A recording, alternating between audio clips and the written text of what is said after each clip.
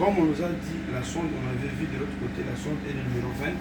Nous allons les ballonner avec combien de cc? 30. Nous allons prendre combien de seringues? 3 seringues de 10 cc. On ramène là où il y a 10 cc. Vous voyez qu'il y a un problème. Vous voyez que ça ne passe pas.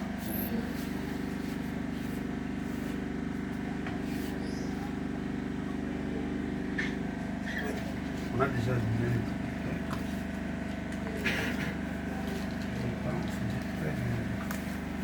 À ce niveau, si vous avez ballonné avec 30 cc, vous laissez la sonde maintenant en place. Vous suspendez la poche. Ne laissez pas la poche sous le lit, ça va rapporter encore les infections. On a une funga kukitanda. Il y a toujours un crochet en dessous du lit.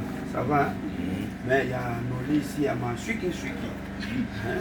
Ma centre, là où vous allez, il n'y a pas. Vous prenez la poche, comme ça, on vous a déjà montré. À ce niveau.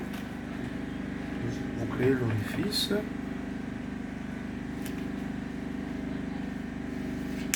Ça va? Soit vous prenez la touche ou pas la potence. La touche ou les sachets ici, ça peut aussi nous aider. Les sachets par exemple. Vous introduisez à partir d'ici, vous fermez en dessous du. Ça va. Vous faites un nez en dessous. Ça va? Je finis chez la femme. Maintenant chez l'homme, vous voyez, nous avons des tours. Nous on a tout d'amener là. Vous allez voir qui dit directement ici, je vais placer la sonde du numéro 14 peut passer. Ici, la sonde du numéro 18 ou 16 peut passer. À ce niveau, la position ici, c'est le pénis. Ça va? On s'y relève le pénis à 45 degrés. Ça va, hein? Chez l'homme. Chez la femme, elle peut prendre la position semi-assise. Oui. Avant d'aller payer la sonde, nous aurons besoin de voir d'abord. Oui. Surtout chez l'homme. Souvent chez l'homme, on peut regarder l'âge. On se dit que je peux placer la sonde numéro 18 et numéro 16. Mais chez la femme, il faut toujours vérifier les meilleurs. Ça va, hein? On est ce qu'on a kinene, mais quand même, kaloko. On a kakonde, mais à mon. Ça va, hein? Et à ce niveau, vous prenez encore chez l'homme.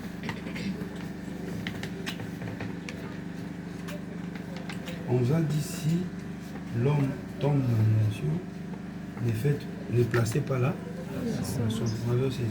Surtout quand il voit la femme. En général, c'est fâche. C'est pas ça. Ne craignez pas. Dites tout simplement, bas la terre. Mon cher, moi je suis venu ici pour te soigner. Ça va? Oui. Chez l'homme.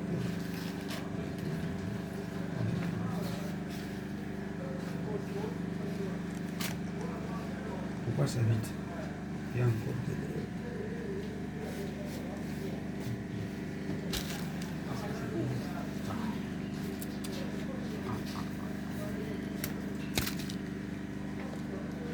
Chez l'homme, vous pouvez prendre même le lubrifiant, surtout chez l'homme. Vous mettez là où il y a le meilleur. Ça va? 45 degrés.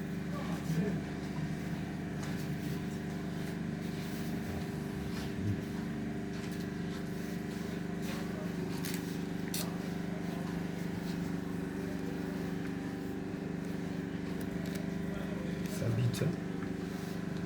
Un petit souci avec son d'ici. On a beaucoup utilisé. À ce niveau, vous voyez, si vous êtes dans la vessie, vous êtes toujours habitué au Oshi. Il faut éviter avec ma périphérie. C'est faux, je voulais juste blaguer. Hein? Chez vous, c'est chez vous. Attendez, pensons médicaux. Je voudrais savoir si vous vous rendez compte que les venus sont encore dans la vessie. Mais vous sentez que ça n'entre plus et ça ne sort plus. Retirez. Même si vous essayez de Ça va sortir. Ça va toujours sortir.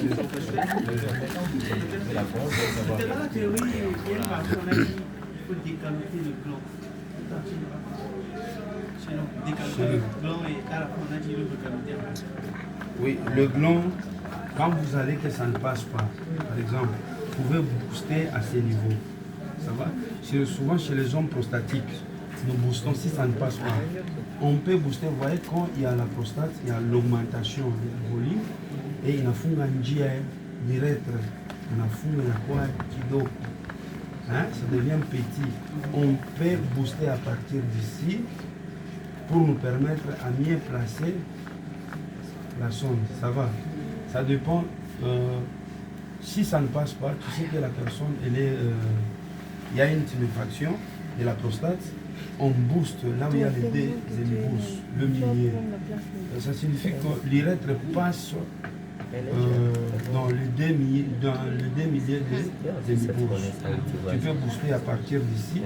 Quand tu boostes, vous verrez que la prostate va s'affaisser et il y aura passage.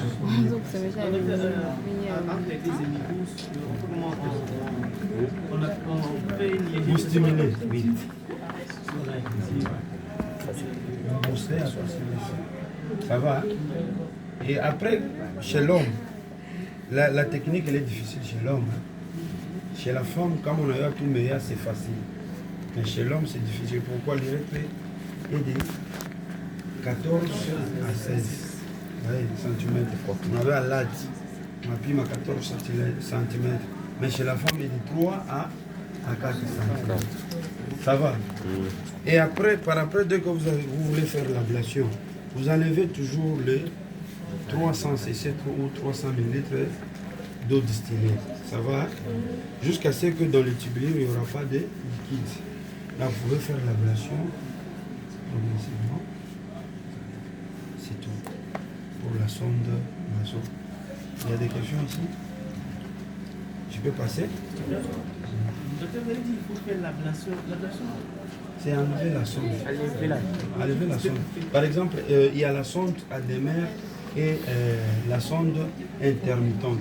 C'est ce qu'on vous a appelé, non? La sonde adémère, c'est la sonde qui reste 1 semaine à 2 semaines. La sonde intermittente, c'est la sonde pour... ça nous aide à évacuer et à soulager les malades. Parce que si les malades venaient avec une rétention urinaire, il nécessite qu'on les soulage. Il y a des malades, vous les soulagez comme ça, ils vous disent, enlevez votre sonde, moi je rentre à la maison. Ça va? C'est la sonde intermittente. La sonde adémère, c'est la sonde qui reste pendant 1 semaine à 2 semaines. Maintenant, si vous voulez faire l'ablation, vous voyez la sonde ici rapporte beaucoup plus les infections chez les malades. C'est pour cela, dès que vous placez la sonde, vous devez préconiser ou prescrire les antibiotiques pour prévenir. Ça va? C'est tout, hein? Tu as compris? Maintenant, ici, à ce niveau, nous allons prendre la...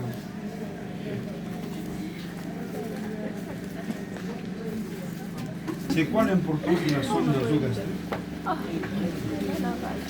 C'est d'introduire les médicaments là. Pour faire Dans l'estomac. Même les aliments. Mourir, évacuer les contenus gastriques. Ça va?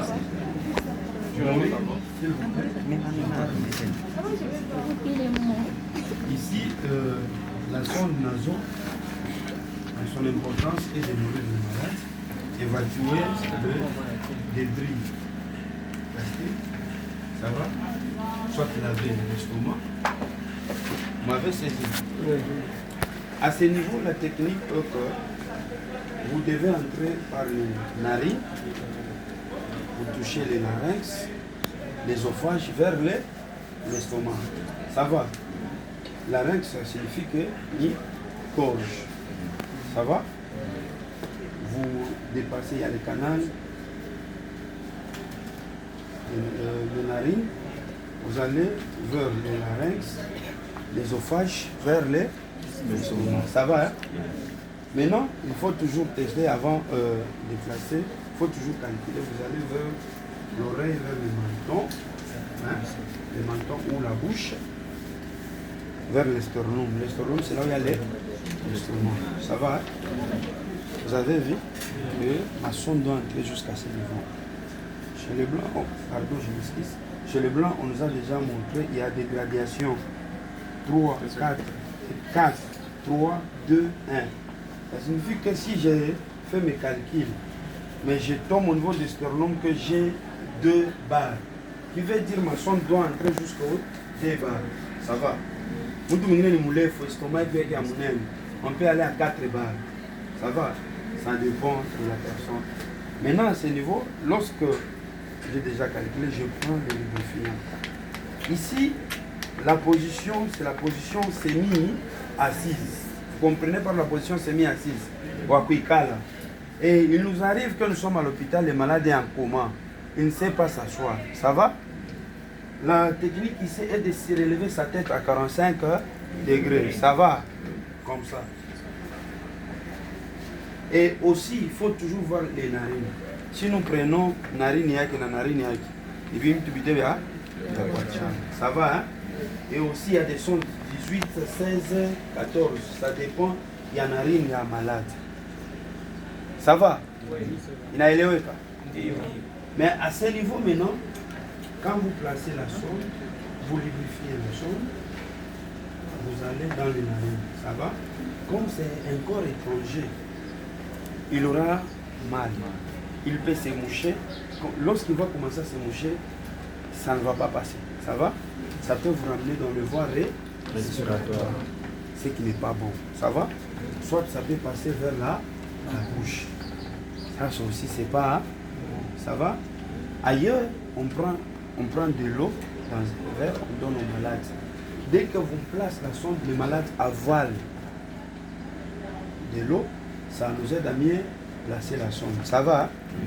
Mais maintenant, comme chez nous, nous n'avons pas beaucoup de matériel, on n'utilise pas ces techniques parce qu'après avoir, s'il y a un problème, il faut aspirer les malades. Nous vous avez donné les malades de l'eau, mais vous n'avez pas l'aspirateur. Si ça va dans le voie respiratoire, il faut l'aspirer. Ça va, hein? Maintenant, à ce niveau, vous allez, vous demandez au malade, Baba, Meza, ou Baba, il faut avaler. Il fait le malade. Si les malades toussent, ça ne va pas passer. Oui, c'est un corps étranger, même s'il est en coma. Qui veut dire qu'il vit encore. Ça va. Le cadavre, c'est ça, non? Oui. Même s'il est en coma, il peut bouger. Une personne en coma, il bouge même ses membres inférieurs ou supérieurs. Et vous verrez s'il est en coma, si ça fait mal, il y aura la présence de là. Ça va?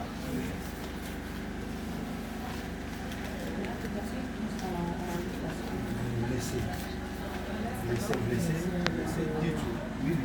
dites au malade, il ne faut pas tousser. Ça va, hein? Si vous êtes déjà dans l'estomac et vous êtes dans le voie respiratoire, s'il toussait, que ça vous ramène dans le voie respiratoire, vous enlevez. Et si vous êtes dans le voie respiratoire,